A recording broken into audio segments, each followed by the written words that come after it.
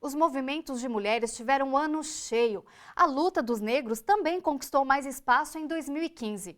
O seu jornal conversou com Djamila Ribeiro, que é filósofa, negra e militante feminista. Ela faz um balanço deste ano que está terminando e nos conta o que vem por aí em 2016. Eu acho que foi um ano muito importante de movimentação, principalmente das mulheres, né? A gente teve a Marcha das Mulheres Negras no dia 18 de novembro. Foram mais de 50 mil mulheres em Brasília, né, marchando, mulheres de todos os lugares do Brasil, com agenda política, com pautas, né, se reunindo com a presidenta, mostrando as pautas que são importantes, não só para as mulheres negras, mas também para a sociedade. A gente teve a Primavera das Mulheres, as mulheres saindo às ruas contra o Cunha em várias capitais do Brasil. Então, eu acho que foi um ano muito importante de luta, né? Mas principalmente porque nós tivemos alguns retrocessos e a gente percebe que os direitos eles não são garantias, né? Vamos dizer assim, para sempre, que a gente sempre tem que ficar lutando muitas vezes para manter os direitos que a gente já alcança, que a gente já adquiriu. Mas eu acho que foi um ano muito importante de mobilização e de força, principalmente das mulheres. Eu penso que o Brasil, na verdade, sempre foi um país extremamente conservador, né? Se a gente parar para pensar, esse país foi estruturado no racismo e no machismo e a gente ainda tem um longo caminho pela frente. Eu acho que esses avanços que nós tivemos, a gente tem uma política de cotas, teve a PEC das domésticas, a gente teve alguns avanços para alguns setores historicamente discriminados nessa sociedade que acabou incomodando, né, esses setores conservadores que querem fazer as coisas voltarem para a ordem, né, do que eles entendem por ordem. Então, a gente vê, por exemplo, pichações racistas em universidades, como na Universidade Federal do ABC, como na Unesp, como no Mackenzie, né, porque aumentou agora o número de negros na universidade, o acesso agora ele está melhor garantido, vamos dizer assim, ainda está longe do ideal, mas a gente consegue acessar hoje a universidade. Então, isso gera um incômodo porque a gente sai daquele lugar que a sociedade racista acha que é o nosso lugar, né?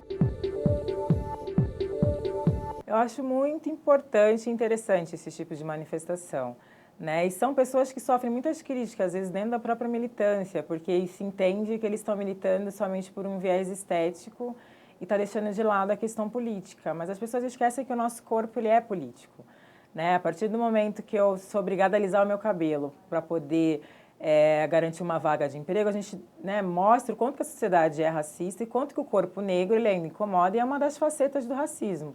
Né? Numa sociedade racista, a nossa beleza ela é hierarquizada, colocada como inferior, como feia, o cabelo crespo ele é considerado ruim. Então você vê várias meninas negras com problemas de autoestima, de aceitação do cabelo.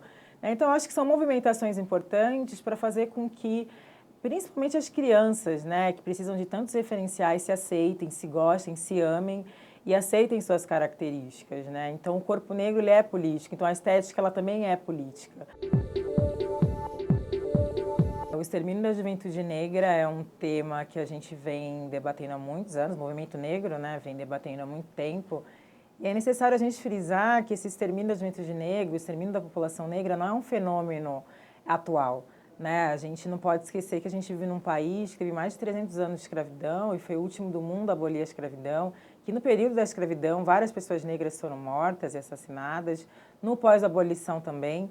Né? Na década de 80, mulheres negras eram esterilizadas forçadamente, né? Que até foi um dos grandes motes do feminismo negro nessa época, que acabou chegando na CPI da esterilização em 1991, que comprovou que mulheres negras eram esterilizadas forçadamente, que é uma forma de genocídio também, né? Está impedindo pessoas negras de nascer. Então, acho que discutir a questão do genocídio da população negra é importantíssimo, mas mais do que isso, né?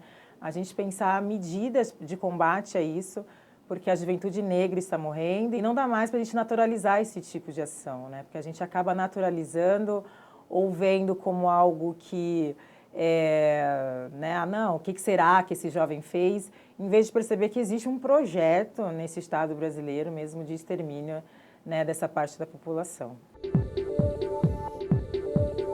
Está tendo um avanço, né, da direita na própria América Latina, né, na Argentina acabou de ser eleito um governo de direita.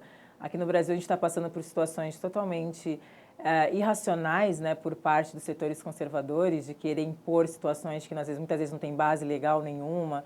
Essa questão que a gente vê do processo do impeachment, essa questão que a gente está vendo de como que as coisas estão sendo feitas, né, de maneira extremamente inconstitucional, né, simplesmente para que se tome o poder, para que as coisas voltem, né, vamos dizer assim, porque eles acham que deveriam voltar. Né? Então, acho que a gente vai precisar de muita luta ainda, porque eu penso que esses tipos de atitudes vão continuar. A gente vai precisar ir às ruas, a gente vai precisar continuar lutando muito, os movimentos sociais, eu acho que a gente vai precisar dialogar muito mais, a gente vai precisar de uma luta mais conjunta e ir às ruas mesmo, assim, a gente não tem outra opção.